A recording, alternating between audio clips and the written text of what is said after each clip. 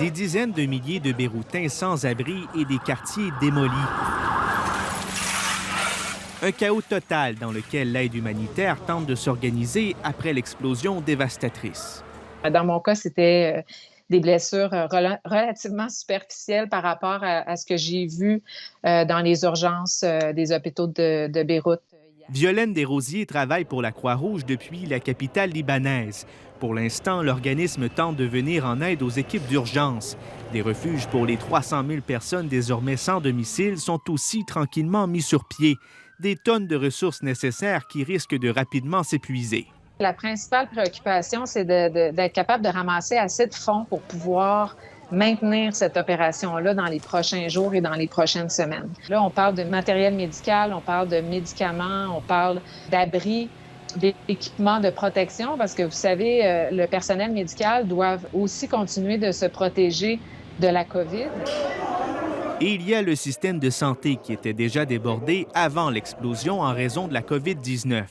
2 hôpitaux ont été extrêmement touchés, l'un d'eux avec une capacité de 1100 lits et des malades qui sont morts dus à cette explosion. La chef de mission de Médecins sans frontières craint pour les citoyens qui étaient déjà malades. Il y a besoin de médicaments, d'équipements pour tout ce qui est maladies chroniques. Les patients qui ont des cancers, qui ont du diabète, qui ont de l'hypertension ne peuvent plus être pris en charge. Le niveau de pauvreté est souvent marquant. L'ancien policier des Nations unies, Jean-François Vézina, peut s'imaginer le chaos sur le terrain. Il a été déployé à 2 reprises en 2005 et en 2010, après le tremblement de terre en Haïti.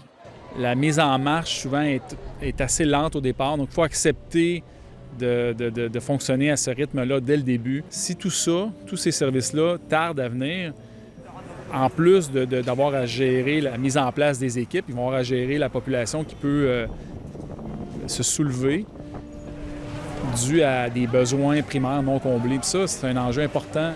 Une veillée à la chandelle est organisée par la communauté libanaise ici sur les coups de 19 h demain soir devant la fontaine de Tourny. Une occasion pour les expatriés de se réconforter et d'échanger car la plupart d'entre eux ont encore de la famille à Beyrouth. Ici Pierre-Alexandre Bolduc, Radio-Canada, Québec.